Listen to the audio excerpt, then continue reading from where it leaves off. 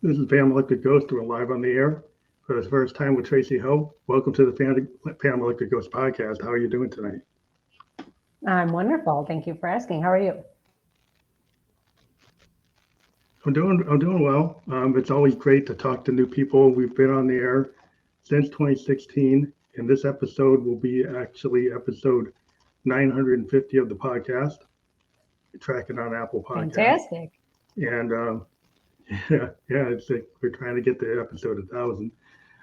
So we've got your website up for those who will be listening audio only. We have consciousevolution.coach/California, and that will be fully clickable when we're published. And so for those of you who click on that, what would somebody find if they click on that website? Well, it's actually just consciousevolution.coach. The California was my retreat, and that's over. Okay. But when they go to my website, they will be introduced to how energy and emotions affect our health and our overall well-being, how it plays a role in how we perceive our reality, our life to be, because frequency is everything. Frequency is everything. And they're going to be introduced to this idea that you are fully capable of healing. And I offer coaching, and I offer emotional clearing, and there will be appointment slots available through Calendly in my website. Well, that's cool. I always like to make sure people understand what, that they have that additional added benefit of having the URL of the guest. So we want people to know what that brings them to. So that sounds like a really cool capability that you have there to be able to offer your listeners that. So one of the other things we have to mention is that we actually are a featured podcast on the Newsly platform. So if you use the coupon code GHOST, you get 1 month free premium subscription there. We're going to be on Newsly later tonight as the audio version of the podcast. So wanted to talk to you for this episode. I think what we're going to talk about is the featured discussion point is the science behind trauma, which I think I'm bringing up right now. Is if you come up, there we go. The science behind trauma and disease. So when we get into that conversation, I don't know how you want to frame that, but that was the kind of primary topic, and then with the questions you like to answer. But maybe you would like to talk about like your approach to that. Yes. Okay. So as I said, frequency is everything. And I can get into, I'm not a quantum physicist, but I love quantum physics. And it's becoming kind of a thing right now. But essentially, when we experience trauma, and trauma means different things to different people, we usually think of the big traumas, but that's not always the case. When we experience them, if they're not released out of their body, if we don't release them out, they become trapped in our cells, in our body. And those trauma's size cells will create a dis-ease or a lack of ease in the body, disharmony, and that will create a disease. So disease isn't really something that just like poof comes out of thin air, that I think a lot of doctors used to believe, they would tell you to believe. Disease is a culmination of many layers, but mainly cells that have experienced some sort of trauma, whether physical, emotional, mental, a trauma to their energetic self. And when there's enough of them, you will have disease or illness. So my whole approach in helping people remember that they can heal themselves is understanding that whatever you were diagnosed with or are experiencing in the moment is a culmination of so many factors, including ancestors and ancestral trauma, because their trauma has energetic frequencies aligned with trauma and disease, and those also get handed down. So I'll pause there because I'm sure there's questions. Yeah, I'm a big believer in that because, like, one of the things I'm a musician and I'm a synthesist, and I deal with sound waves, and I deal with how sound waves become musical or not musical. So I can do things that create distortion or create dissonance or create harmony. And when you're a musician, what you start to realize is when you put together some frequencies, you can make people feel comfortable or you can get them agitated. You can get them to dance, you can get them to all be holding candles. And so one of the things is that you can realize that energy vibration, a lot of musicians, we feel this is like, yeah, if you have a good vibration, kind of like the Beach Boys, good vibrations, there's something about that. There's something about those frequencies that actually can trigger behavior. And I'm a believer in it because I can see it. Because I can go on my piano, I can go on my synth, and I can do something, and I can get a crowd to act a certain way, knowing how those frequencies work within people.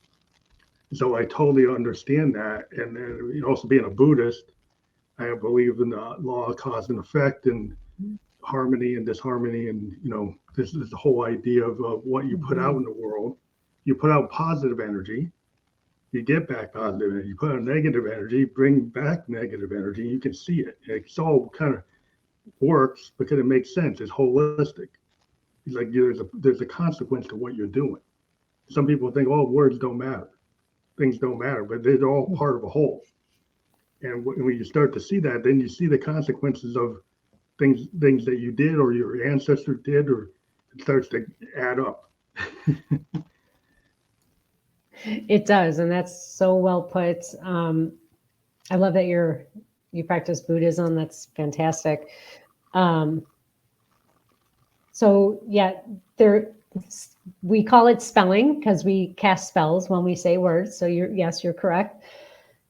And the energy we put out, like you're saying, you're talking about the sound waves in music, and I'm thinking of cymatics now. And if people don't know what that is, but that's frequency making shapes, and it's amazing. But that's, on the flip side, you can create beautiful music like you do, or on the flip side, you can use it as a psyop. I was in the Army, and I was in psychological operations, believe it or not. Mm-hmm. And they would play, I'm not sure exactly what kind of music, but heavy metal music in the villages to drive people out. So they were hearing it, right? But most music now it's tuned to what, 444? Yeah. Instead of 432.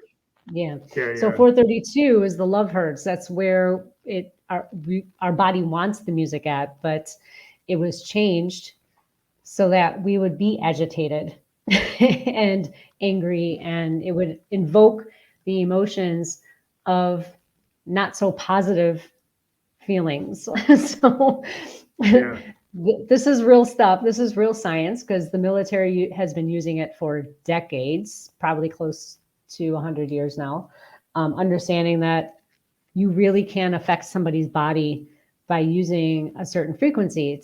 And oftentimes you don't hear them. Think of a dog whistle. We don't really hear the dog whistle. It's just on a wavelength that our ears aren't tuned to. So there's frequencies all around you, like electromagnetic frequency is everywhere, and that's not good for you either. But it's about understanding how these frequencies affect you. And emotions, all emotions have a frequency attached to them, and they too will affect you. So the higher, there's a scale called the scale of consciousness, developed by Dr. David Hawkins. And that scale shows kind of I'll call it the hierarchy, but the levels of where your emotions lie. And, the higher you go on that scale, the more in alignment you are with being the all, enlightenment, seeing everything from love and enlightenment. Because most people are sitting at anger, and that anger causes issues with the liver and the gallbladder. So there is a direct correlation between the energy, the frequency of which you think, feel, believe, and your physical body. And there's no exceptions really to that. I mean, there's exceptions, minute ones within each of those, but there's no exceptions to your body is affected by frequency, because everything is frequency. Well, it makes a lot of sense, because you get a lot of people who they're kind of resentful, or they're kind of stuck in their anger, and they can't get out of it. And then, their consequences health-wise. And, if you don't solve the like core reason behind it, like if somebody doesn't, I don't believe that. If they don't want to change their behavior, then they're going to continue down that path. You're going to have that continued kind of negativity breeds negativity, and you have these bad frequencies because you're not resolving it. And if you like, it's like a lot of times you talk to therapists and life coaches, and they'll always tell you that you have to kind of start with yourself. If you're an angry person, you're radiating that energy, you're not really going to bring a lot of calming influence around you. So it's like you're going to feel that vibe. You're going to feel that guy's got a bad vibration, or this boy, they got a bad vibe, and you feel it. It's like you kind of can't really, I can't really pin it down, but I'm feeling it. So it's real, and then that person's not really going to get out of that, because they keep on generating that same, putting themselves in that same position. So it seems like you have to at least come to terms with it at some point to get beyond it. Exactly. And, there's obviously been so mmany studies on frequency and then affirmations and how you can change your reality. And I'm sure you remember, and your audience remembers the movie The Secret. But there was, of course, a missing element in that, and that was, intention, and really creating a full 4D experience of manifesting. So manifesting, like you said, it's more than just saying words. Like I can say, let's say you want to lose weight. You could say, I have lost weight. And you say this affirmation, 100 times a day, but you're deep inside, your subconscious doesn't believe it, then it's not going to manifest for you. There's the inner child, the subconscious, that needs to be healed from traumas. And again, I'm using trauma as a very broad term, because a trauma could have been that, a friend punched you in the arm really hard, and when you were 5, that could have been a trauma to you. Trauma is very relative. But no matter what traumas you had growing up, they affect you physically, they affect your frequency. And the more you have or have had, and the more you don't deal with them, the bigger impact it starts to create. So it's always about, like you said, going back to ourselves, going back to who we really are, and healing that inner child. Sure, you've heard that word a lot, but that it is really important in helping yourself heal. And there are so many methods to go through that we wouldn't even have time to list them all here. But there is a protocol for every person, and there is something to heal every person. But what's the first step? It's saying, I'm going to take the first step. Like, I know I need to change. Something's got to change. Because, I've been talking about this a lot lately, but we have the right and left brain. And I'm very left brain, and I work really hard to shift over into my right brain a lot. We need both hemispheres. Einstein sat in right brain knowledge most of his day. So he would take really quick cat naps going into alpha state. So in the waking state, left brain is beta state brainwave. Diving down into alpha and theta is right brain, and that's more meditative.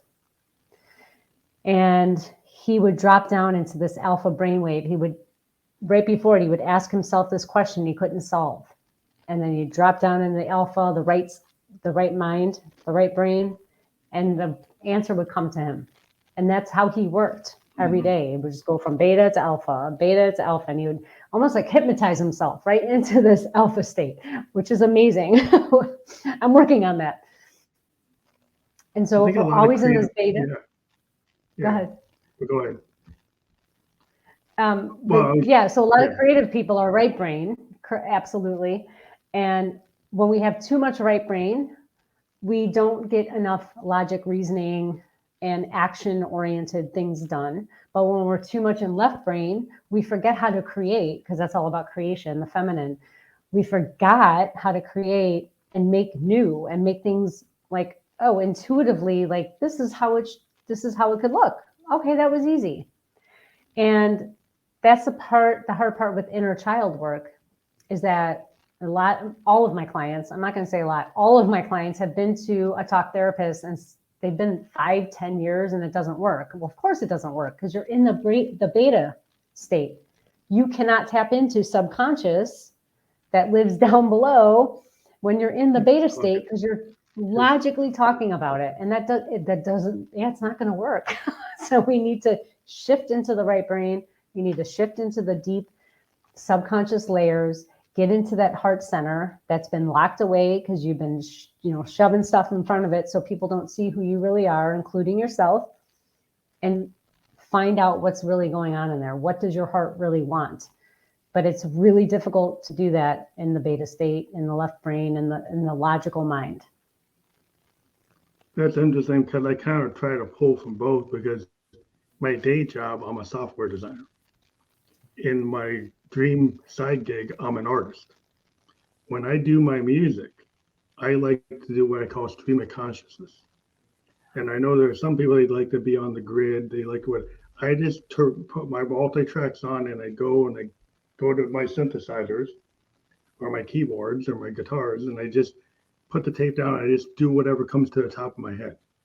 And it's about kind of trusting myself to feel that I'm just going to feel the moment. And I find when I write like that, the things that come from my subconscious, because I let it go. I can't really be thinking logical. Something comes to my mind, like a Coltrane idea, like Love Supreme. I might just chant something like that, or I might just chant one line and it triggers other lines, and I just don't try to overthink it. I let it happen. And I've been around like classical musicians that have to have the sheet, and they have a hard time with this, because they gotta have the sheet music in front of them, and they can't go with not knowing what's coming next.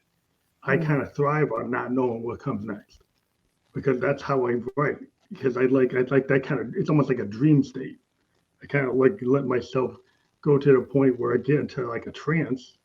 And a lot of musicians, if you ever seen them play live, it kind of feels like where are they? And people ask them after the fact, they don't even really remember what they were doing. It kind of like the muse is kind of channeling through them, and they let it go. They let it happen. And it's hard to describe to people, but I think it's kind of like if you go into that kind of meditation, if you're with somebody that can trigger that kind of behavior, whether you're an artist or not, but it seems like that's what you're kind of getting at when you were talking about, like just talking is too logical. Correct. Yeah. It's yeah, and it's funny because when we think of creative people, creativity, we think of artists a lot, but it's also, someone who can build a city, that's an artist. I couldn't do that, but there's artists come in a lot of forms. And so it's not just the painters and the dancers and the singers, it's so many other things. Someone who can create something, Henry Ford, he created the electric car, and that's amazing to me. I couldn't do that. He did create the electric car, and then he went on to inventors.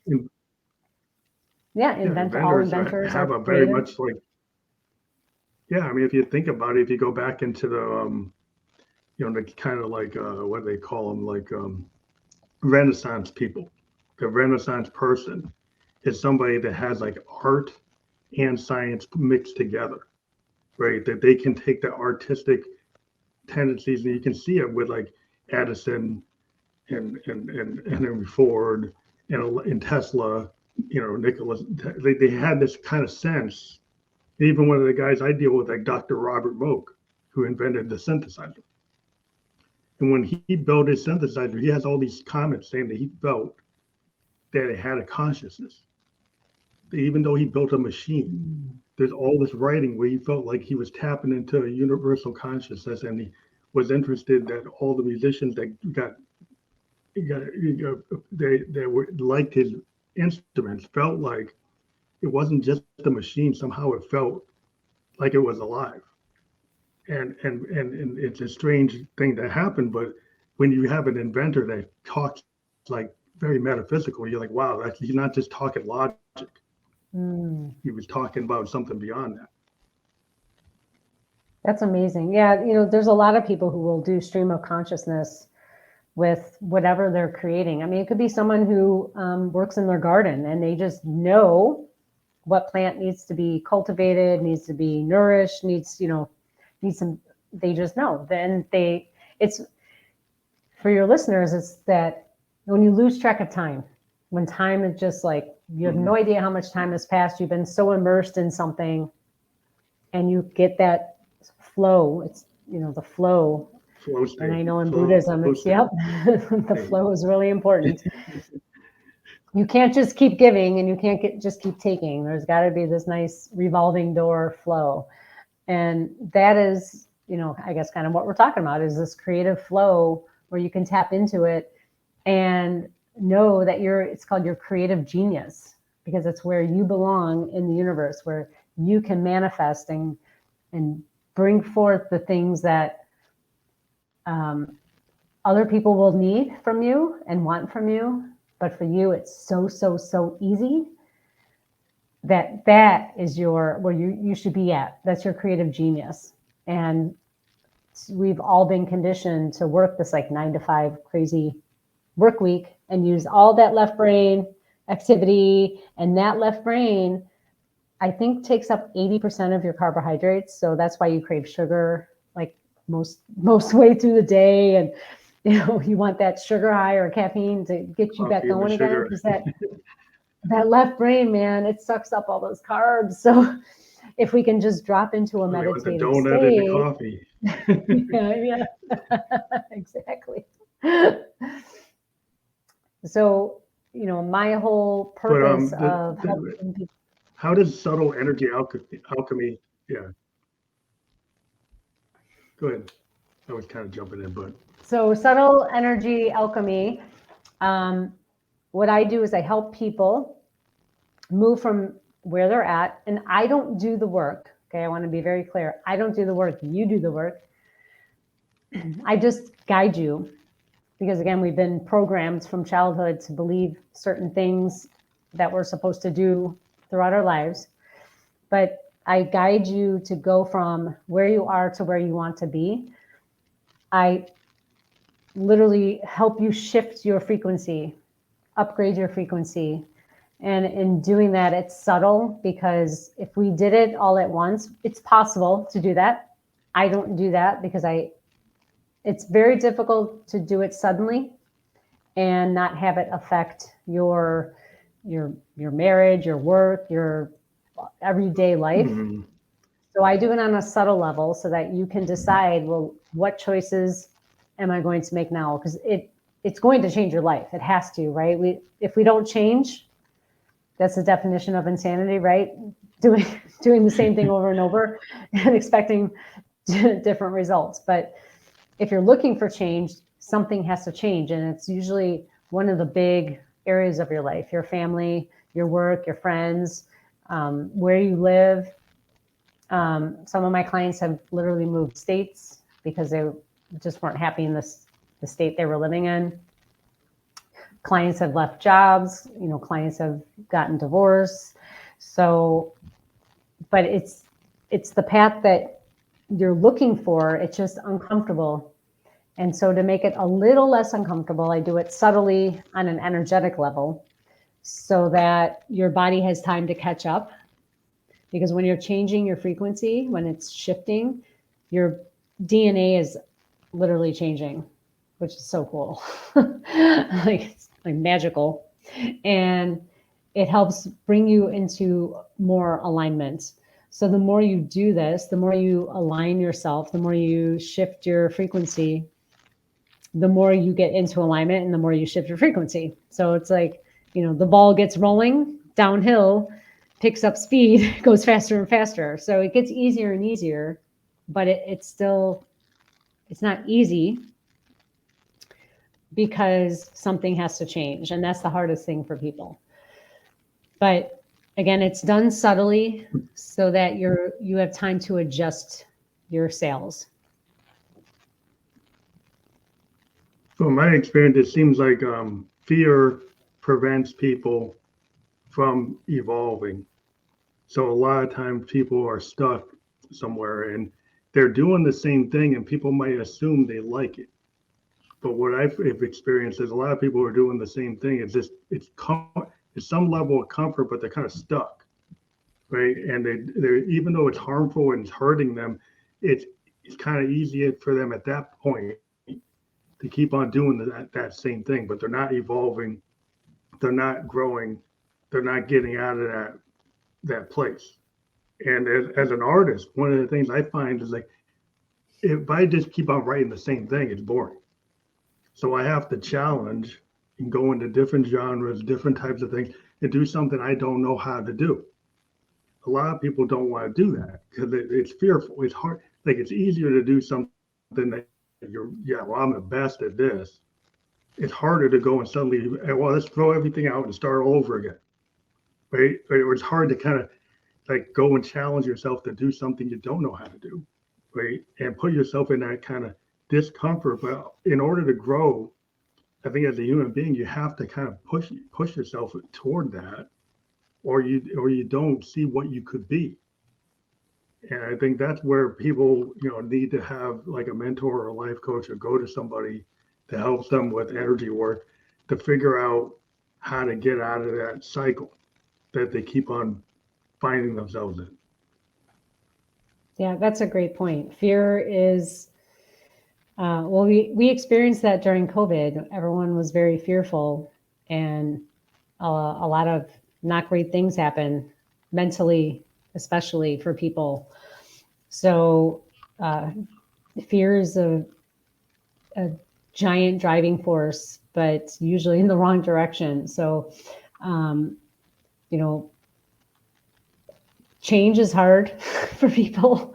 But like you said, I mean, what are your choices? You can stay uncomfortable and not change, or take the step and change and still be uncomfortable. So it's like, either way, you're going to be uncomfortable either way. But, I know there's a comfort in discomfort, and there's a comfort in being in a position you don't enjoy. But what's the worst that can happen if you decide to take that step and change? What's the worst that can happen? You go back to the way you are? That's probably the worst that will happen. Because like you said, there's like people who go on the journey of kind of like discovering what is possible. Then you might find out like the place you've been living for 20 years really doesn't fit you anymore. Some of the people you've been around don't fit your new mindset, right? Because if they were constantly doing this thing that actually hurt you, but you were comfortable in that moment of being around the thing that hurt you, and then you finally break free of it, well, they're not probably going to want to go where you're going, because you're going somewhere where you don't want to be doing that. And you might find new people who are on that path, and not everybody is always on the same path. Like you said, even in the microcosm of your relationship, that person might not be on the path. The people around you out in the macrocosm, they're not, on your path. You may have to find individuals who are more, radiating where you are. So you get pulled, the law of attraction, you get pulled toward that, you get pulled toward you, and you're different now. So if you're different, then that's what happens. So right. It's not going to be what it was 5 years ago, or even 5 minutes ago. it could be different because suddenly you're in a different place, and that's hard, I think, for people, because changing your environment. So I can see why you can't do it all at once. Because if you change your microcosm and your macrocosm all at once, you'd be like, "Where am I?" Just like you said, too big a leap, too big a leap. Yep. Yeah, and you bring up a good point. We are always changing constantly. If you're not changing, you're dead. I mean, that's just the reality. You're changing, your cells are shifting. Every 7 years, you're a brand new person. Between your blood and your skin and everything, the way things shed, you're a brand new person. You're constantly changing. It just, you're not seeing it on the micro scale, but your cells are constantly changing. Your environment is changing. If you look at the seasons, you look at nature. Nature is a beautiful way to look at how our life evolves. It's like we have the seasons, and we sow, we reap, we cultivate. It's time to hibernate. It's a time for movement, and that's always changing. So we have these small scale, large scale, and everything in between. Something's always changing, and you think that you're not, but you have to be, because otherwise you would die. I mean, we go through age change. I'm going through menopause now. That's new. So, that's a change for me. You might go through a divorce. You might go through a new job. All of that is changing. And even on a small scale, maybe you got new bed sheets. Something new, it's changing. We have to learn to go with the flow with change, because the more we could do that, it's like, why would you go down a river and try to swim upstream when you can just look down and go with the flow and just enjoy the ride? And Right. I mean, even for myself. What's that? No, that's true. I mean, like, everything's changing, so much. Like, I'm graying and I'm balding. And I know a lot of guys, they're like, well, I got to solve that. And I'm like, you know what? I just like, that's what it is. Like, I'm not going to, my beard is getting gray. I could go be very vain and try to dye it so it's not. But you know what? I was like, it is what it is. And my hair, for what it is or not what it is, that's what it is. It's not there. So like, I was like, you know what? I come to accept where my body is with this, and I kind of go wherever else I'm going to go. I'm not going to worry about it, because that's where it's going. I love that. That's so refreshing. I got some gray hairs too, and I'm like, it goes gray, it goes gray. It's like that's the part of life. I mean, like, we should be excited to get older, because that means we're wiser, at least hopefully. I mean, why would you want to try to act like why would I go try to say, well, I want to make myself look 20 years ago? Like, well, that's what I was 20 years ago, but that's not where I am now. Right. Exactly. So I don't want to be 20. I kind of accept, and like, I don't want to go make myself look like I'm 30 when I'm 55. I'm 55. It's like, I know there are guys that they want to project their 30 when they're 55. And I'm like, right. I'm not about that, because it's like, why? Like, why do that? And that's where they are. That's fine. Like, it's where they want to go. But my head is like, that's like, I'm trying to recapture something. It's like, why don't I experience where I am instead of longing for something that was 20 years ago? Right. So I was wondering about this idea of, if you're talking about people who blame ancestors or DNA, and like, why do they do that? And what's your opinion about that? Because I think you had talked about how you could change your DNA. So if you're blaming your DNA, then you think it's like it's like you can't change it. Exactly. Well, I'll start with this one stat, which I actually just more recently learned, which was very shocking, that 95% of all cancer is not genetic. It's frequency. So to give some context, when you're born, whatever your mother was going through, of course, you're getting all that frequency, all that energy into your cells. But you're also getting that from her parents and your dad's parents and all the parents behind, because that frequency, when it's not discharged from the body, when it's not let go from the nervous system, it affects the nervous system on a cellular level, on an energetic level.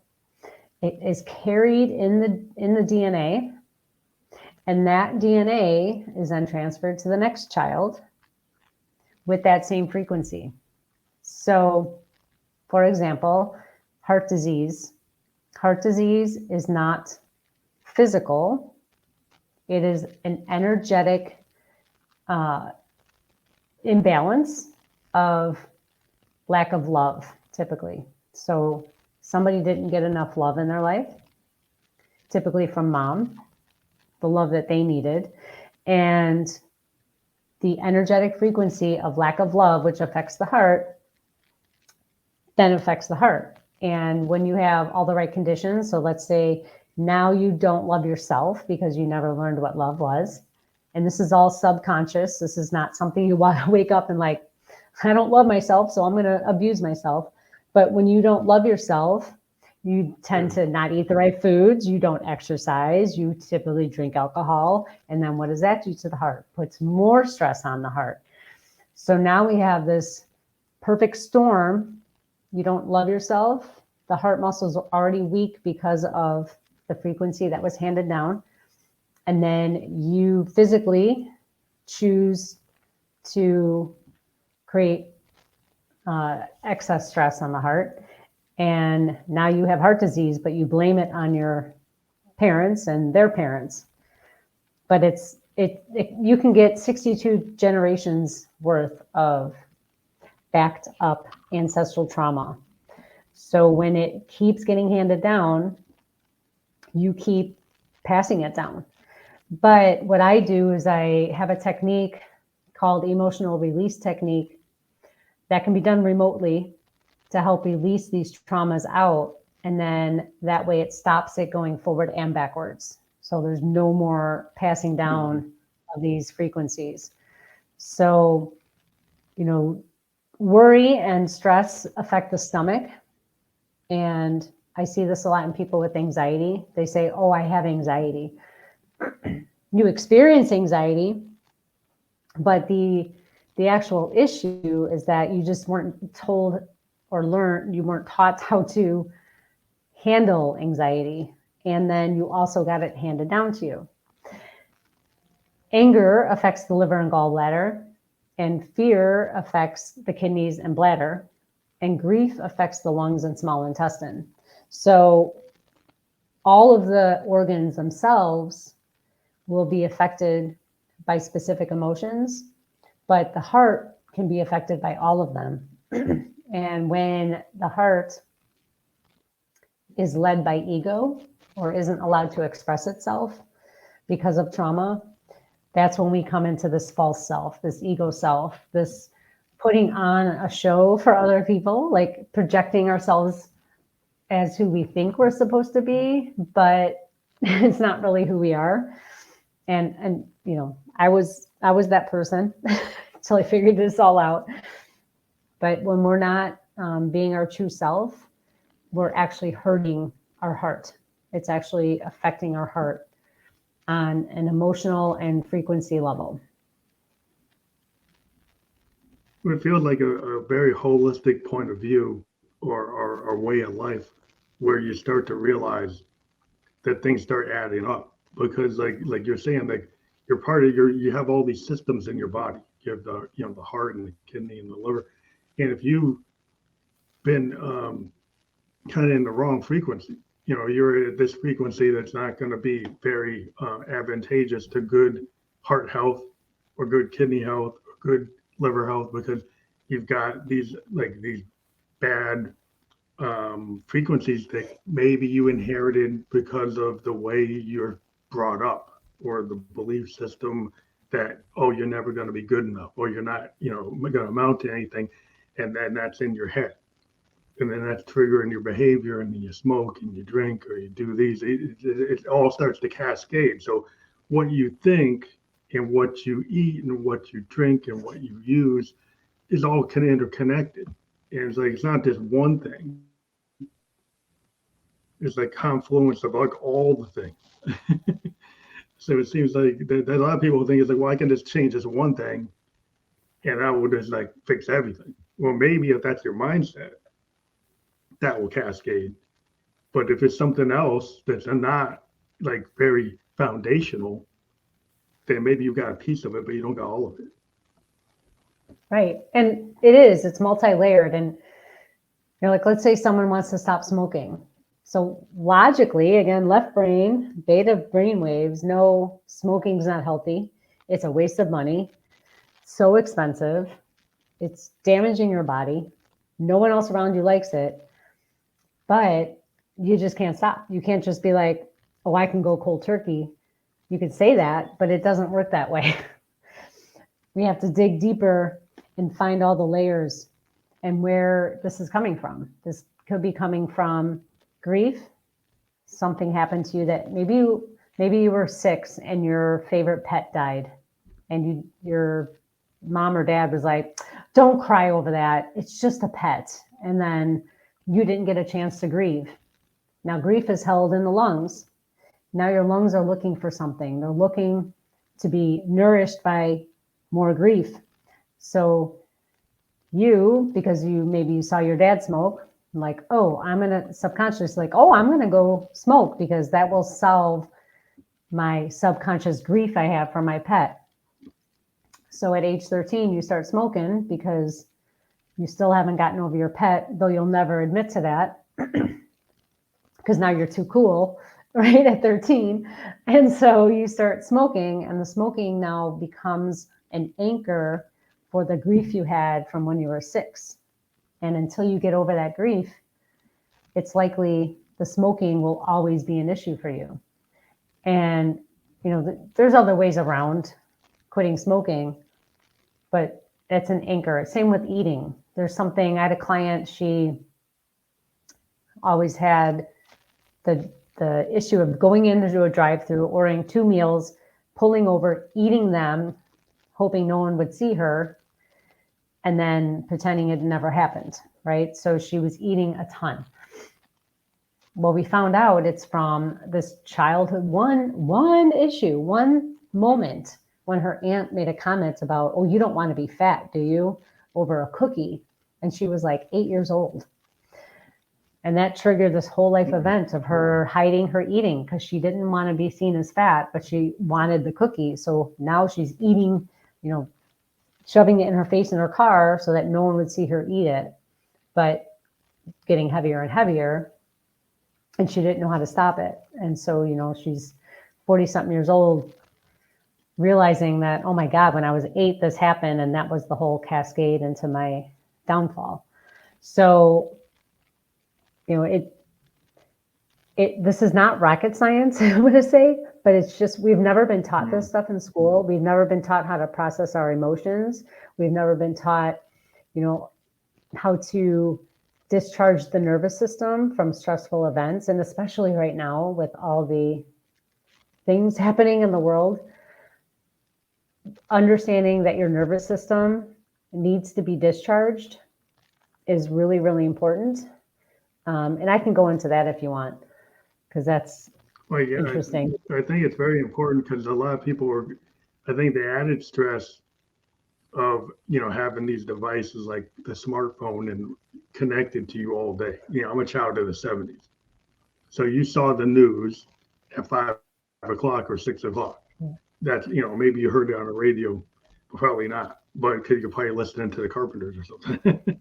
But, but today, you get stressed because you get all of this constant information overload. And then you're getting reinforced things that maybe are bad for you because you're following some influencer that's got this perfect image and it's fake, but you're thinking that's where you should be, right? Mm-hmm. So then it's just some unattainable thing you think you should be, and you're kind of, they got their own reason why they're pushing it because they make money. But when you're getting influenced by all these things, and a lot of it's nonsense, and then you're over being overindulged with all these mixed messages, and it's like, where's the truth of who you are and what you want? Mm-hmm. And like you said, there's a lot of things from your inner child. Maybe you misheard something, and then now you've got a problem that's just kind of just escalated over time, and now you're hitting a wall, and you go to a life coach, and you're like, well, how do I get out of this? Because no Right. one ever showed you in school, like you said, nobody ever gave you a home economics course or a special course on civics to solve your problem. Because nobody thought it was a problem. They didn't think about it, or they didn't consider it. So now you've got it, and you're like, well, this is real. How am I going to solve it? Exactly. Exactly. Oh my goodness. It's okay. So yeah, stress will literally kill you, without a doubt. It will kill you. Um, but it will cause all kind of things in between. And I'm just going to give an example because people are like, that's not possible. It was an accident. But let's say you get into a car accident and it wasn't even your fault. Let's say someone hit you. I am telling you, 95% of the time, your subconscious led you into that incident to make you wake up to something, to make you see that there's a bigger picture that you're missing. There's something you're not seeing in your life. It's time for you to kind of stop and assess your life right now, slow down, and figure out what it is you need. Because your subconscious is always talking to you. So is your body. They're always talking to you. So if you have, say you wake up out of bed and you're like, oh, I got pain in my rib cage. I must have slept funny. Maybe, but it can also be your body trying to tell you something. It could be metaphorical. It could be physical, right? So the body's amazing. And as far as stress goes, when you have an accumulation of stress, it will find its weakest link. It will go to its weakest link. And for a lot of people, it's the low back. And it's the low back is affected because trauma likes to sit in our hip flexors. And that's the space that bends your knee up to your chest. So the hip point where you bend in, that's your hip flexors, and trauma loves to sit there. It's called your iliopsoas. Trauma lies in there and it binds up the muscles in there. So on both sides of the hips and the front, it binds it up really tight. And that pulls on the front of the legs down, or from the torso down the legs, which means now you're kind of like, you're walking a little more forward. Your shoulders are a little forward. It's probably not super obvious, but it's enough to put pressure on your low back. And that's where you feel it, is your low back. Your low back's like, whoa, starting to get achy. And I know someone listening right now is like, I got low back pain. Okay, so now the trauma that has affected your iliopsoas muscles, if you don't know what that trauma is, because let me tell you, that trauma could be from when you were born. Maybe you were born like in a stressful environment. Maybe you weren't coming out right. Maybe you had to have emergency C-section. That's a trauma. It'll get stored in your hip flexors. Maybe you got in a car accident when you were 5 and it was very minor, but it was traumatizing to you, stored in your hip flexors. They keep getting stored in there, and it will get stored in your whole body, but your hip flexors are kind of the main point. And if you don't learn how to discharge it, it will again cause illness, disease, and death in that order. Sometimes it skips illness, goes right to disease. Sometimes it doesn't really skip those. You're just not aware, and it goes right to death. Okay, so I'm going to give an example of how this came about, understanding this concept. If you ever see on National Geographic, like 2 animals chasing each other, like a zebra and a lion, and the lion's chasing the zebra and the zebra's running as fast as it can, and it finally escapes the lion, and then they show the zebra shaking. It completely shakes it all off. That is called the trauma discharge response, or the trauma response. It is naturally giving itself the opportunity to shake off all that excess energy it just had, because all that adrenaline just rushed into all of its cells or to its legs to keep it safe, and then it gets it discharged. Now, as humans, we have all these adrenaline rushes, right? The news, like you said, the news and all this drama and influencers and social media and bills and family, and we don't shake it off. We store it. And again, it goes right to those hip flexors, right to the iliopsoas.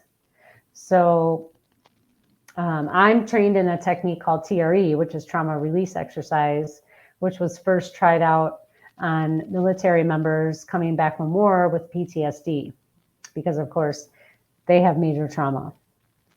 So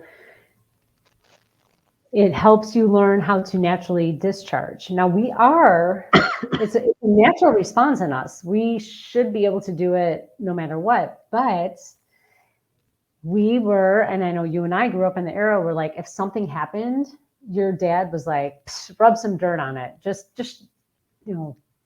suck it up. So we were taught to withhold. Yeah. Suck it up. Don't shake it up. We were taught to just kind of hold on to it and never discharged it.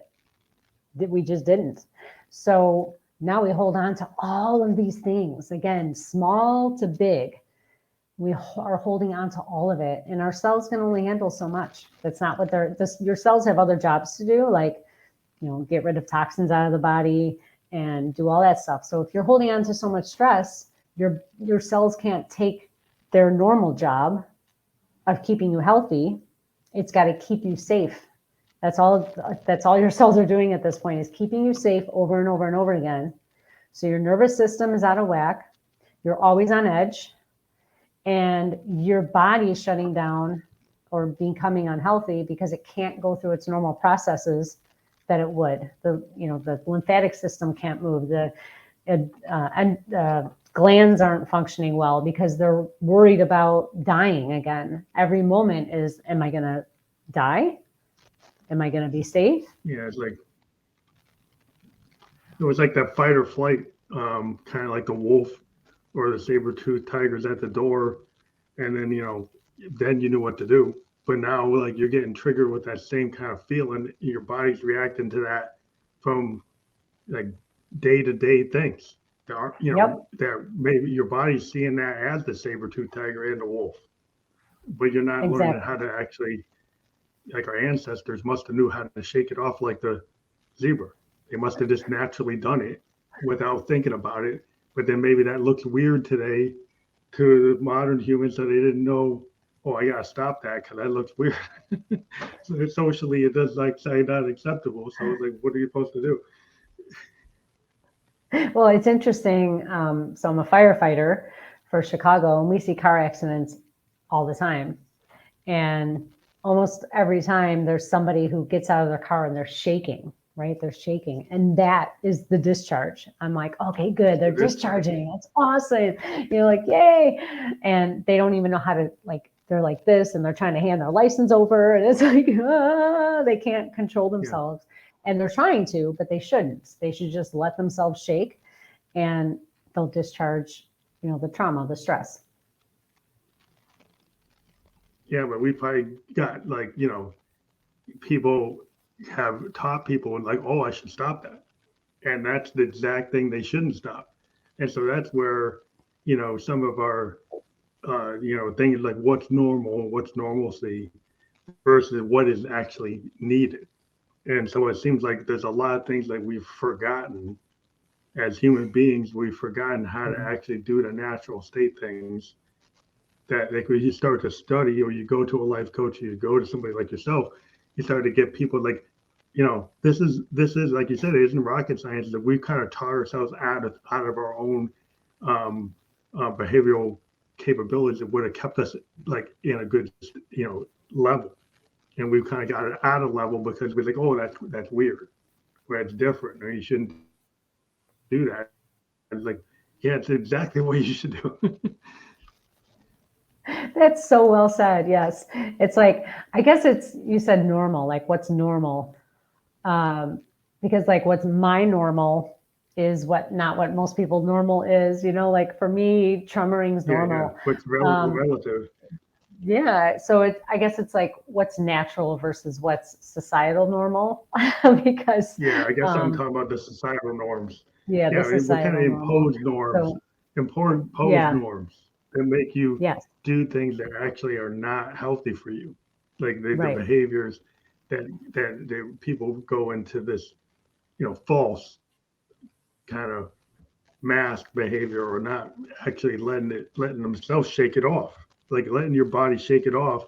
That's really the best example I've ever heard of, like, yeah, that is, but some people would say, oh, you got to get a hold of yourself and try to stop them, right? And it's like that is not exactly what you should do, but that's where the societal norm is, like, oh, I should try to stop that, but not understanding that that's a release mechanism. So I think there's a failure to understand like what is actually needed versus what is expected. Right. Exactly. Because, yeah, naturally, our bodies have all the answers, but society tells us otherwise. I hear the Yeah, I buzzer. mean, yeah, it's always, yeah. Well, that was just my I'm a diabetic, so it's telling me I got to eat sometime, but that's all right. Oh, I'll be eating pretty soon. but it's one of those things that happens when you get older, you get like sensors put on your body. but that's why you deal with it. But I think it's really impressive the mindset that you have of having that holistic thinking of looking at the frequencies, looking at things, and some people would say, well, it's very metaphysical, or that's, but there's a spirituality. I'm part Native American, right? So the idea of the spirit right. animals, and then I lived in Japan for 2 years and Eastern philosophy. So I have more. I'm being an artist. I'm more willing to engage in things that some people would say, well, what's that?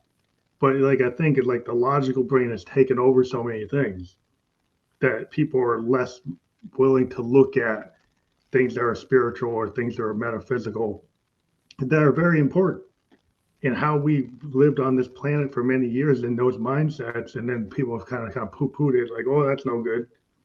Mhm. But yeah, I think what you find when people try to heal themselves, they start getting back into the metaphysical, they get into the spiritual, they get into things that maybe aren't as logical. And I think it's really cool to be able to talk to you about Mhm. these things that some people find a hard time, engaging in. Yeah, I think, not everyone's ready for that kind of talk because it's, again, it's not, like you said, it's not logical. They can't, there's no research to back it up. But, I always tell people if you look back even 100 years, doctors were telling moms to smoke cigarettes so they wouldn't gain weight, and they had cocaine and Coca-Cola. I mean, science sometimes takes a long time to actually prove what's happening. So sometimes you have to go with your gut and go back to nature and look at the Eastern philosophy of things, because they really get stuff. They really understand how the world works, and how nature provides everything. And in this Western world, it's frowned upon to take a plant to heal yourself. It's like, oh my gosh, or a doctor would go to jail if he told his client or his patient to, you know, go get some sunshine and then call me in 2 weeks. It's like, what do you mean go get Yeah. sunshine? That's not an answer. Yeah, it is. Sun is really important. So Well, even like, poet, there was a famous, poet, I think Longfellow or Thoreau talking about, nature is the cathedral. And, I'm a mountain biker and a hiker. I live in New Hampshire. And I do find that when I go out into the Great Pines, that I get reinvigorated. I'm part Blackfoot and Cherokee, and I kind of feel it. The spirit animals of the woods. I get to a point where I can go in the woods oh, and animals will come up to me because I kind of let go my kind of human attitude where I can kind of commune. And it's being able to kind of live out there because we're all part of the planet. but we've kind of made ourselves act like we're not part of the planet. Right. When you find with indigenous people, they considered themselves to be part of the whole and not above the whole. And I think that's where the Western ideas kind of went wrong, in my opinion, is not to understand that and to kind of be more at ease, with the world as it is instead of trying to tame it. But, It's interesting you that's just brought that up because I went forest bathing today, and I was actually gave some tears to the forest floor and thanked it, but then also weeping because people don't realize we are all one. Like I'm standing on this forest floor, and one day I'm going to be the compost on this forest floor. Like I'm going to go back into it, and Full it's a circle, revolving cycle. And and people don't respect that we are part of this nature matrix, and it should be held to the highest standard, and it's not. And it really saddens me that, well, we're not more evolved. Well, I feel like we're stagnant. we hope that we can get more people to realize that before, Gaia will find a way to get us into that mindset one way or the other. The earth will find a way to reimagine itself, and whether humans fit in that design is, it's kind of up to us, because the guy is going to do what she's going to do.